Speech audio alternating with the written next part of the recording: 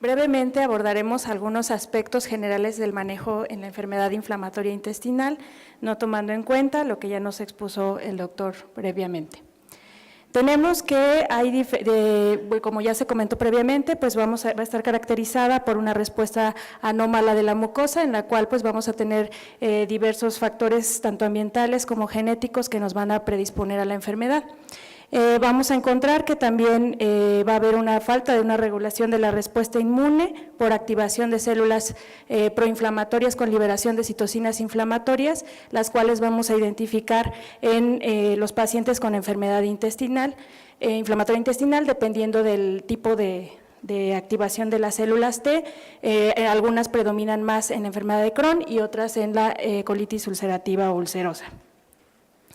En cuanto a la evaluación de la enfermedad inflamatoria intestinal, lo que tenemos que saber es que primero tenemos que clasificar la enfermedad en el paciente y para eso empleamos la clasificación de París. Tenemos tanto para la enfermedad de Crohn como para la colitis ulcerosa y también el índice de actividad de la enfermedad con los índices que ya conocemos tanto para enfermedad de Crohn como para colitis ulcerosa y ver en qué etapa estamos, si vamos a inducir a la remisión o si estamos en mantenimiento.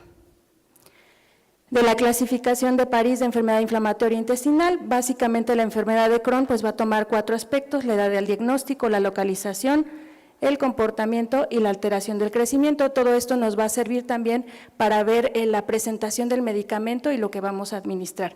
En la colitis ulcerosa pues vamos a tener la extensión y la severidad de la enfermedad. Como ustedes ya conocen, el índice de actividad de enfermedad de Crohn pues va a tomar varios aspectos, como son los antecedentes en la historia del recordatorio de una semana, aspectos clínicos de laboratorio, aspectos en la exploración física y si hay presencia o no de manifestaciones extradigestivas. Básicamente aquí para lo que nos va a servir pues va a ser para ver si está en brote leve o brote moderado a severo y con ello orientar nuestro tratamiento. En cuanto al índice de actividad de la colitis ulcerosa, esta también toma en cuenta varios aspectos, pero nos va a servir para nuestras decisiones terapéuticas, igual si tenemos un brote leve, moderado o severo. Es importante ver en qué momento estamos captando a nuestro paciente, si nosotros lo vamos a llevar a la remisión, si tenemos remisión, respuesta o resistencia a esteroide y en la etapa de mantenimiento, si podemos lograr el mantenimiento o tenemos que ocupar algunas alternativas de tratamiento. En el curso de la enfermedad, lo que tenemos que considerar es que existe una ventana de… que existe una ventana de oportunidad para realizar el tratamiento y evitar las complicaciones. En estudios en adultos se ha visto que si nosotros en las etapas tempranas, en el momento en que se realiza el diagnóstico, hacemos un monitoreo estrecho y tenemos un control estrecho, vamos a prevenir la progresión de la enfermedad. E incluso se ha descrito que en algunos pacientes, antes de llegar al diagnóstico o en las etapas tempranas, nosotros podemos encontrar algunas alteraciones inmunológicas y se está tratando de ver si se pueden realizar medidas de prevención.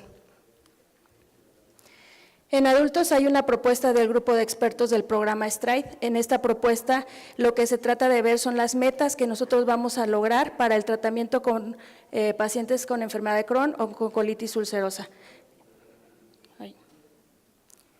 En el caso de los pacientes que tienen enfermedad de Crohn, la meta a tratar va a ser reducir los síntomas, mejorar los hábitos intestinales y nosotros vamos a estar haciendo evaluaciones cada 3 meses hasta que se resuelvan los síntomas y después de que hay resolución de los síntomas cada 6 a 12 meses. En el caso de la colitis ulcerosa, lo que vamos a encontrar es que se tiene que realizar la evaluación del paciente con estudios endoscópicos de imagen o bien con cortes transversales por tomografía, dentro de los primeros 6 a 9 meses después de que iniciamos el tratamiento.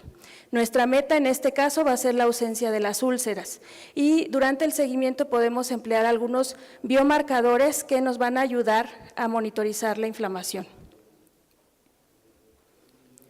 ¿Cuáles van a ser nuestros 3 principales aspectos en el tratamiento? El nutricional, farmacológico y el quirúrgico. En cuanto al nutricional, pues como bien sabemos, en la enfermedad de Crohn es el tratamiento nutricional enteral, va a ser la primera línea de tratamiento y podemos alcanzar hasta un 80% de la remisión. Y su equivalencia va a ser equiparable al uso de corticosteroides. Básicamente está indicada cuando haya afección tanto de intestino delgado como grueso. La duración va a ser de 6 a 8 semanas y se tiene que individualizar o ajustar de acuerdo al paciente. En cuanto al tipo de dieta, pues no se ha visto ninguna diferencia significativa entre el empleo de dieta polimérica versus dieta elemental. Las ventajas de nosotros administrar la nutrición enteral en los pacientes con enfermedad de Crohn es que nos va a mejorar el estado nutricional, nos mejora el crecimiento, nos reduce la inflamación.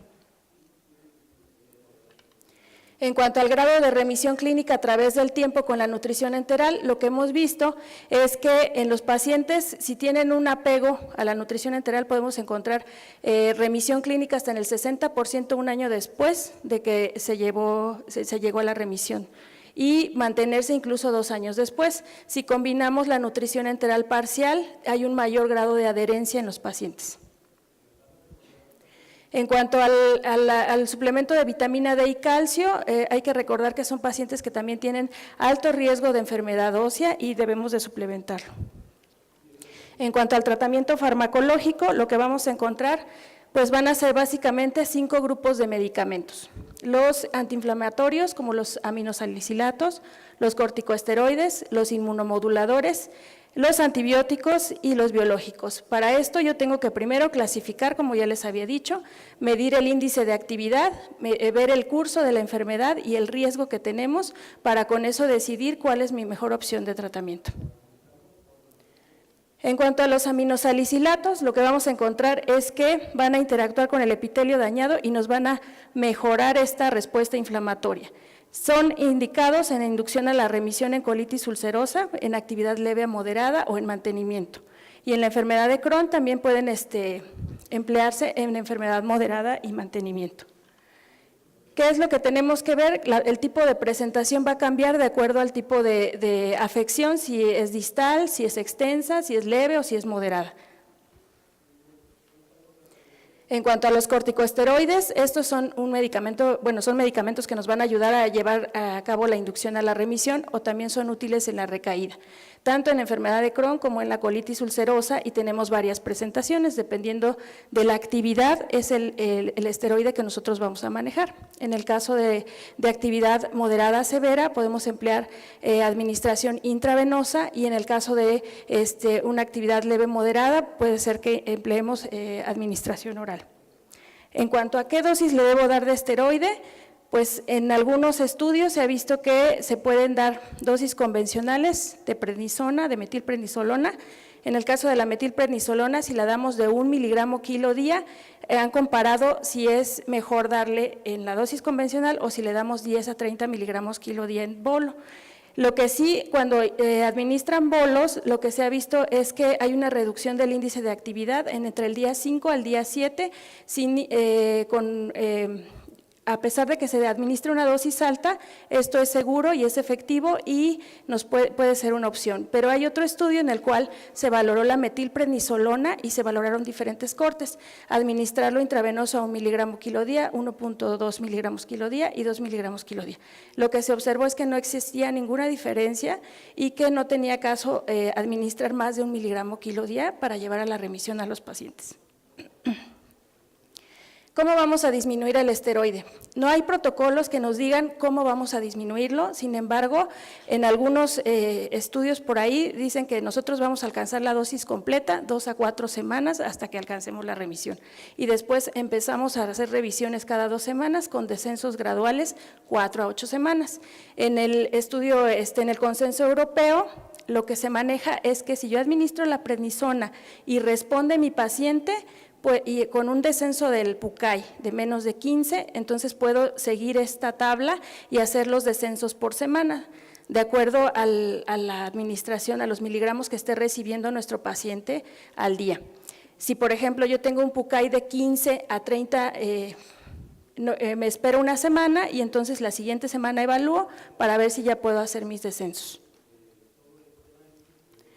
¿Qué escenarios podemos tener con los esteroides? Que logremos la inducción a la remisión y pasemos a los medicamentos de mantenimiento, o bien que tengamos dependencia o resistencia a los esteroides y que entonces tengamos que emplear algunas otras opciones de tratamiento. Dentro de las opciones de tratamiento tenemos a los tiopurínicos, que estos nos van a servir para lograr el mantenimiento en los pacientes con enfermedad inflamatoria intestinal, y los más representativos van a ser la satioprina y la 6-mercaptopurina. ¿Cuál es la importancia de los tiopurínicos? Que nosotros tenemos que hacer un monitoreo del tiopurínico que vamos a emplear. Tenemos que checar el genotipo y el fenotipo y los niveles de la enzima tiopurina metiltransferasa para que si en caso de que esté baja o ausente, voy a tener falla de tratamiento y tengo que buscar una alternativa. Si, por ejemplo, yo tengo niveles normales o altos, puedo iniciar con mi dosis completa, valorar respuesta, valorar apego y en caso de que requiera más dosis, incluso incrementarla. En el caso de si tengo una actividad intermedia de la enzima, lo que vamos a valorar es inicio de la dosis a la mitad de lo que está recomendado y vigilar efectos adversos, checando la respuesta, checando el apego, y si por ejemplo a pesar de que no tengo respuesta y tengo buen apego, puedo checar niveles de 6-metilmercaptopurina y del nucleótido tiguanida. Si por ejemplo tengo niveles bajos de nucleótido tiguanida y de la 6-mercaptopurina altos, entonces a lo mejor ahí me sirve agregar alopurinol, que se ha visto que nos va a disminuir los niveles de metilación de la 6-metilmercaptopurina y nos va a elevar o mejorar los de la nucleótido tiguanida. Hay varios efectos adversos en cuanto al uso de las tiopurinas. Dentro de los más importantes están la pancreatitis, hepatitis y la mielotoxicidad, y como ya les había comentado, pues el monitoreo nos va a servir para ver adherencia, la dosis si es adecuada o no, o si estamos dando una sobredosis. ¿Cuándo lo vamos a suspender? Pues en eso sí hay controversia, porque cuando se suspende, una vez que alcanzan la remisión y reciben el tratamiento, más de la mitad de los pacientes van a tener recaída después de suspender el tratamiento. Y nunca se debe suspender el tratamiento en etapas de crecimiento o si se van a transferencia a adultos. En cuanto a los calcineurínicos, van a ser la terapia de rescate de segunda línea, también nos van a servir para inducción a la remisión. Los dos que se han utilizado son ciclosporina y tacrolimus. En cuanto a la ciclosporina, en algunos estudios se ha iniciado la inducción a remisión por vía intravenosa con cambio oral posterior, monitoreo de niveles séricos, y se ha encontrado que la respuesta a corto plazo es buena en el 81% de los pacientes, se ha evitado la colectomía en el 39% de los pacientes, pero el éxito de la ciclosporina a largo plazo va a ser la combinación o el inicio de la satioprina. Una vez que se inicia satioprina, en estos estudios se ha suspendido 3 a 4 meses. Dentro de los efectos adversos importantes es la toxicidad, que pueden tener nefrotoxicidad, neurotoxicidad, desequilibrio electrolítico, y se incrementa el riesgo de neumonía por neumocistis, por lo que tienen que recibir profilaxis con trimestoprim.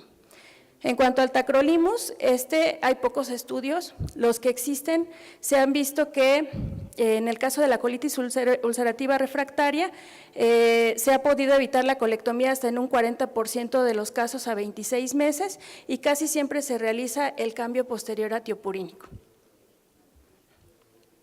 En cuanto al metrotexate, pues se ha utilizado más en combinación en enfermedad de Crohn, también en combinación con infliximab en niños que no tengan Epstein-Barr, y se ha visto que el metrotexate nos va a disminuir la inmunogenicidad al infliximab.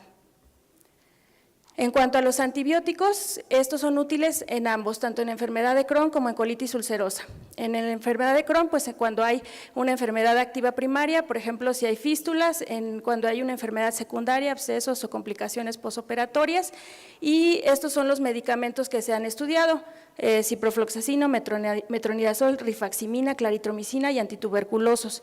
Y estos medicamentos se han valorado por 2 semanas a 4 semanas, y en diversos metaanálisis se ha visto que el uso de antibióticos versus placebo es superior para inducir a la remisión en enfermedad de Crohn, y en colitis ulcerosa nos puede servir cuando hay datos de colon tóxico. En cuanto a los probióticos, no hay suficiente evidencia para realizar una recomendación. Se ha visto que pueden beneficiarse los pacientes que tienen una colitis leve y que está combinado el probiótico con algún otro medicamento como el aminosalicilato o la satioprina, y que si se da en pacientes que tienen un inmunocompromiso severo o que tienen un catéter intravenoso tienen más riesgo de sepsis. En cuanto a los agentes antinecrosis tumoral alfa, lo que vemos es que son medicamentos que nos han ayudado, que nos van a ayudar a neutralizar al factor de necrosis tumoral, que es algo importante en la fisiopatología de la enfermedad inflamatoria intestinal, que nos revierten la señalización y que nos también inducen la activación de macrófagos M2. ¿Qué es lo que se ha encontrado? Que se ha podido utilizar en niños desde menos de 5 años, sin embargo la respuesta es mayor en niños que tienen entre 8 años o más. Y eso pues ya lo vimos en la plática previa por qué. En cuanto a la curación de la mucosa con los agentes antinecrosis tumoral alfa, en estudios retrospectivos se ha visto que si nosotros tenemos adecuados niveles de infliximab séricos, vamos a tener un mayor grado de curación de la mucosa intestinal. Si nosotros tenemos un paciente que presenta anticuerpos anti-infliximab, entonces el grado de curación de la mucosa intestinal va a ser menor. En cuanto a cuál es el nivel de infliximab adecuado para lograr la curación de la mucosa intestinal, en los estudios adultos se ha encontrado que tiene que ser entre 6 a 10 microgramos por mililitro. En cuanto a la adalimumab, la curación de la mucosa también está relacionada a los niveles séricos de adalimumab. Si nosotros tenemos mejores niveles séricos, pues vamos a tener una mayor curación de la mucosa. En este caso, los niveles de adalimumab en los cuales se ha encontrado curación de mucosa intestinal van de 6 a 10 microgramos por mililitro. Y se ha visto que con estas dosis en adultos, el 80 al 90% de los pacientes con enfermedad inflamatoria intestinal van a tener curación de la mucosa. ¿Cuáles son las estrategias de la dosificación del infliximab? Si a todos les vamos a dar 5 miligramos kilo día, inducir remisión y con mantenimiento cada 8 semanas, pues eso no siempre pasa. Lo que sí se ha visto es que hay alto grado de pérdida de respuesta a 1 año de que iniciamos el tratamiento, que tienen que mantener concentraciones séricas mayores a 3 microgramos mililitro para tener respuesta al tratamiento, y que si nosotros tenemos niveles bajos de albúmina, vamos a tener una mayor depuración del fármaco y menor exposición al mismo, por consiguiente no vamos a tener una respuesta adecuada. ¿Cuáles son las estrategias para dosificar el infliximab? Existe un análisis de simulación en niños con enfermedad de Crohn, en el cual se tomaron datos de estos pacientes para simular a un niño de 10 años y que en promedio y que tenga un peso entre 21 a 51 kilogramos. Lo que se evaluó fue si yo le daba dosis de 5 miligramos, 7.5 y 10 miligramos kilodosis y la administración cada 4, 6, 8 semanas conforme al nivel de albúmina. Lo que sí se encontró es que, por ejemplo, los niños que tenían niveles séricos menores de 3 microgramos por mililitro eran aquellos que tenían una albúmina de 3 gramos sobre decilitro, a diferencia de los que tenían un mayor nivel de albúmina. En cuanto a la dosificación, si lo vamos a dar cada 4 semanas, si lo vamos a dar cada 8 semanas o cada 6 semanas y cambiar la dosis. Lo que sí se ha visto que con la dosis estándar, el 21% tenían de los niños que recibieron 5 miligramos kilo cada 8 semanas durante el mantenimiento, tenían niveles mayores de 3 microgramos por mililitro de infliximab, a diferencia de los niños que recibieron, que se les dio 5 miligramos kilo cada 4 semanas o 10 miligramos kilo cada 6 semanas. Entonces, al comparar la albúmina, se ve que también el porcentaje es mayor y requieren incluso menos administración del fármaco. Encontramos que, por ejemplo, cuando tiene albúmina de 4, el 88% van a presentar con una dosis de 5 miligramos kilo cada 6 semanas, niveles por arriba de 3 microgramos por mililitro de infliximab. Entonces, con esto se concluye que se requieren más dosis para alcanzar las concentraciones adecuadas séricas, por consiguiente hay que individualizar la terapia biológica. Y en cuanto al riesgo de recaída a mediano plazo, en los metaanálisis en los cuales se valoraron estudios tanto con infliximab e infliximab adalimumab, lo que se ha encontrado es que los pacientes que tienen enfermedad de Crohn, si llegaron a la remisión y nosotros suspendemos el agente antinecrosis tumoral alfa, pueden presentar recaída a 12 a 24 meses. En cuanto a los pacientes que tienen colitis ulcerosa, esto se ha visto que también pueden presentar recaída una vez que suspendemos el tratamiento con el agente antinecrosis tumoral alfa. Ahora, si yo suspendo ese tratamiento y le quiero dar nuevamente el mismo agente, se ha visto que la mayoría de los pacientes van a responder adecuadamente si tuvieron una respuesta inicial. Entonces, hasta el momento no hay datos suficientes para hacer una recomendación en cuanto a suspender a los agentes antinecrosis tumoral alfa. Todavía tendríamos que esperar complicaciones y ver con estudios prospectivos. En cuanto a los hallazgos en la enfermedad de Crohn, lo que sí se ha visto es que si nosotros suspendemos tratamiento basado en remisión clínica y endoscópica, van a tener menor riesgo de recaída. ¿Y cómo vamos a optimizar el tratamiento con estos agentes? Además de la determinación de anticuerpos y de niveles séricos, tenemos que considerar que va a haber modificaciones tanto en la farmacocinética como en la farmacodinamia. Y entonces vamos a tener predictores de resultados de la terapia antifactor necrosis tumoral alfa. Si nosotros combinamos con inmunosupresores, pues vamos a tener mejor respuesta. Y en el caso de que si vamos a dar una terapia continua desde el inicio o terapia continua tardía, se ha visto que es es efectiva y vamos a tener menor formación de anticuerpos, a diferencia de si damos únicamente infliximab como monoterapia. En cuanto a los factores que nos van a afectar la farmacocinética de los fármacos de anti-TNF, están el género masculino, tiene mayor depuración, si tenemos más índice de masa corporal, si tenemos niveles bajos de albúmina, si tenemos más inflamación en la mucosa o si tenemos en la pegilación. También eso nos va a disminuir el fármaco. Y existen nuevos fármacos que se están explorando debido a la falta de respuesta en algunos casos, y como los agentes antiintegrinas, como el vedolizumab, que en este caso pues se ha visto que ya han recibido varios agentes previos a la administración del mismo y que a la semana 14 nosotros podemos ya encontrar remisión. Hay otros agentes que se están estudiando a futuro, pero básicamente en cuanto al tratamiento quirúrgico, que aquí no nos vamos a enfocar tanto, es el riesgo de complicaciones o la colectomía. ¿Qué es lo que tenemos que hacer? Una vez que tenemos el diagnóstico de enfermedad inflamatoria intestinal, vamos a evaluar severidad de enfermedad, predecir curso de enfermedad para seleccionar el tratamiento y vamos a ver si nuestro paciente es de alto riesgo o de bajo riesgo. Nuestra meta va a ser que el paciente no tenga síntomas y tenga curación de la mucosa. Y después de que logremos eso, tenemos que tener un control estricto.